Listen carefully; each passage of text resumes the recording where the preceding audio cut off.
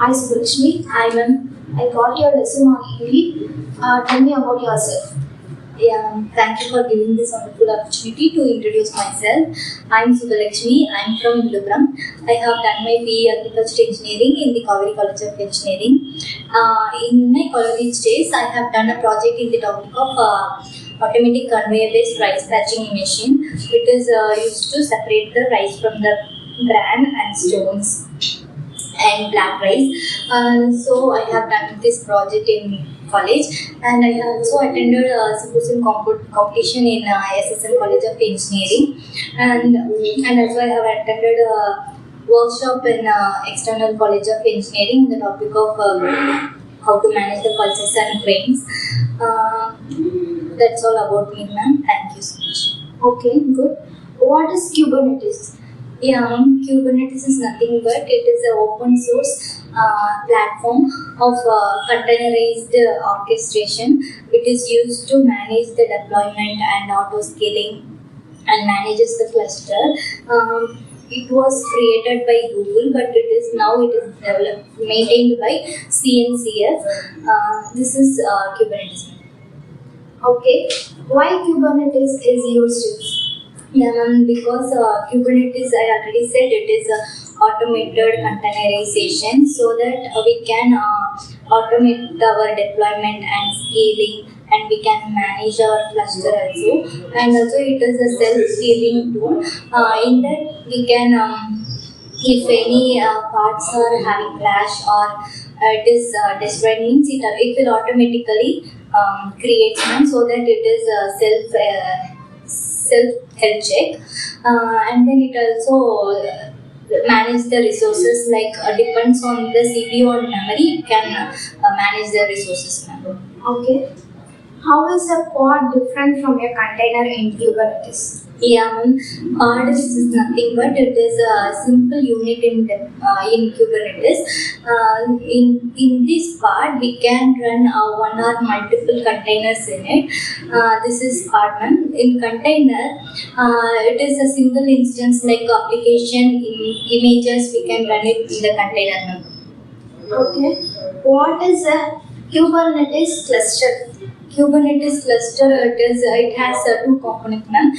They are a master node and then worker node. In this master node, it has a API server and scheduler and etcd and control manager. In worker node, it has a kubelet and kubeproxy and container runtime. Okay. What is the role of master node and worker node? Yeah, in this master node, I already said it has a API server. In that API server, that is the main component in Kubernetes. If it is have any request from outside, means first it will reach the API server, and then the API server forward to the nodes, and then the scheduler will schedule the parts to the nodes to the needs for depends on the resources, and then etcd stores the cluster's data. If we need any information about a cluster, we can search, we can view the etcd map. And then control manager. In that control manager, it will check the status of the nodes, like it is nodes ready or not ready. It will make sure it now. In worker node, it has kubelet. In kubelet will run in all the nodes. It will ensure the parts are running or not. If it is not running, means it will send a request to the API server, ma'am. And then kubeproxy will ensure the network between the services and port. And then last one is container runtime. It needs to run the application in a pod, ma'am. Okay, good. What is the difference between kubectl apply and kubectl create? Yeah, ma'am, in kubectl create, if I already created a YAML file, means I can give to create a if I'm creating a deployment file, means I can give kubectl and create and then the deployment name. If I want to make any changes in the deployment file, means I don't want to give kubectl create, ma'am. I can give kubectl apply, means it will update the status, ma'am. Okay. How do you troubleshoot when the pod is not running? Yeah, I can use the command kubectl describe and then part name. It will, if it has any error, means it will show in that init, ma'am, so that I can solve that, ma'am. And also I can use kubectl logs and part name also I can check, ma'am. Okay. How do you delete a pod forcefully? Yeah, ma'am, I can use kubectl delete and then part name - force. So in this command, it will delete the part forcefully, ma'am. Okay. What is the purpose of cluster IP? Yeah, ma'am, cluster IP is nothing but it is used to communicate communicate within the parts in the cluster, so that we can use the cluster IP. This is the default service in the cluster, ma'am. Okay. What is the use of taints and toleration in Kubernetes? Yeah, ma'am. By using taints and toleration, we can assign the parts to our needed nodes. I can assign the taints to the node and then tolerations to the part. If the taints and tolerations matches, means it will assign the parts to the node, ma'am. By this using the taints and toleration, I can assign the part to the node, ma'am. Okay. What is a horizontal pod autoscaler? Yeah, horizontal pod autoscaler, it is used to adjust the replicas by according to the CPU and memory usage, ma'am, so that we can use the horizontal pod autoscaler. Okay. What is the role of config map in Kubernetes? Yeah, ma'am, config map in Kubernetes, it's non-sensitive, ma'am. It will store the configuration data like environmental variables, like it will store, ma'am. Okay.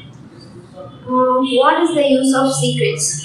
Yeah, secret is nothing but it is a sensitive one. It is also used to store the configuration details like token and passwords. These and all is stored in the secret, ma'am.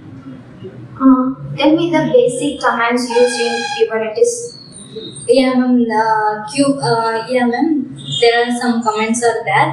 I can use kubectl get parts and kubectl get nodes and kubectl services and kubectl volumes and kubectl create and then YAML file, kubectl apply YAML file. These are also basic commands in Kubernetes.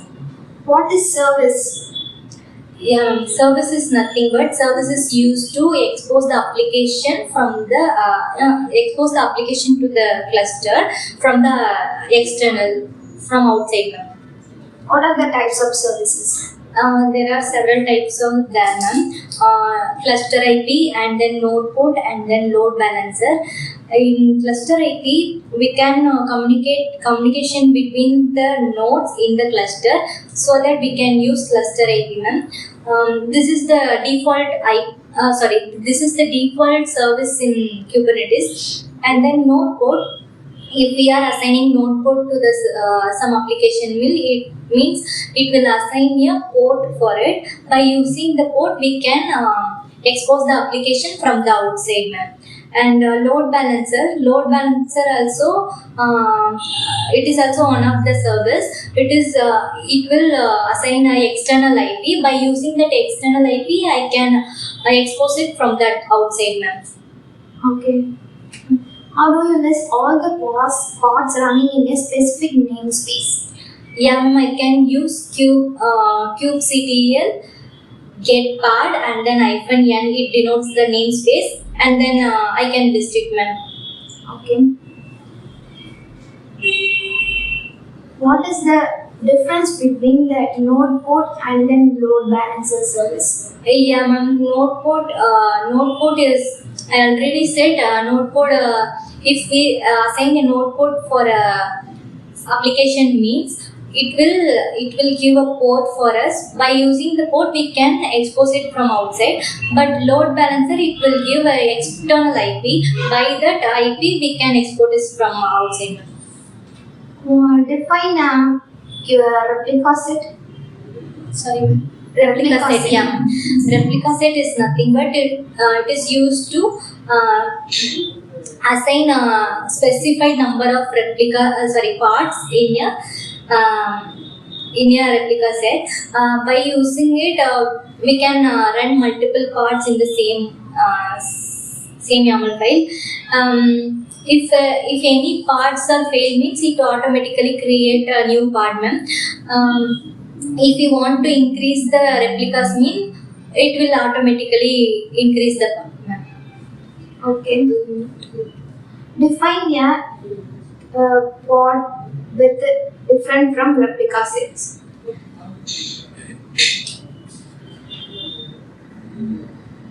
Define a pod is different from a container. Sorry, a replica set, not a container. Yeah, ma'am. Pod is this. Pod, I already said. Pod is a simple unit in Kubernetes. Yeah, we can run one or multiple containers in a pod. By using it, we can create a pod, ma'am. In container, as an instance of application or image, it will run a container. How do you expose a pod to external traffic? Yeah, ma'am, I can use node port and load balance to expose the application to external. Okay, what is ingress? Why we are using ingress? Yeah, ma'am, ingress is used to expose the application from a cluster to outside. In ingress, if we assign ingress mean, it will create a load balancer. In load balancer, we have an external IP for it. By using the external IP, we can expose our application to the cluster from the outside, ma'am. By using it, ma'am. If you want to assign a load balancer for all the application means, it will be very costly, so we cannot buy the load balancer, ma'am. So if we are assigning ingress means, it will create only one load balancer. It will manage all the applications. Okay. What is labels and selectors in Kubernetes? Labels is like a keypad, ma'am. It is used to identify the resources, ma'am. By using that label, we can create selectors, ma'am. Okay. What is the role of the deployment in Kubernetes? Yeah, ma'am. In the deployment, we can manage our replicas and roll out and roll back, and then scaling also we can do, ma'am. Yeah, that is. Okay. Explain the concept of namespace. Yeah, namespace is nothing but it is a logical.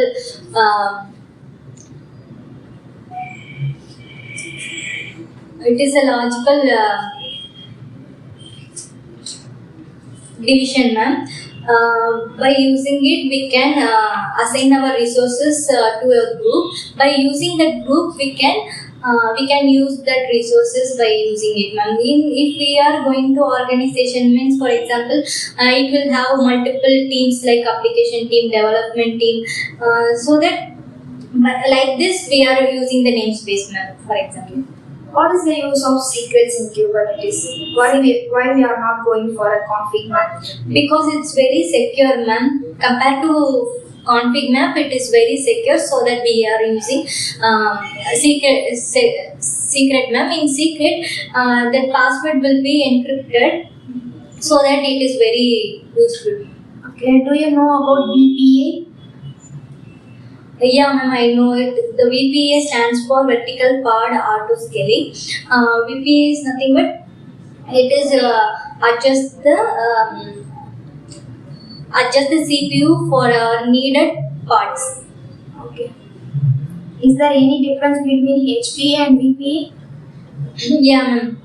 The VPA is used to adjust the parts to the needs, but in HPA, sorry, ma'am, in VPA, we can adjust the resources to our parts, ma'am. Thank you. Thank you, ma'am.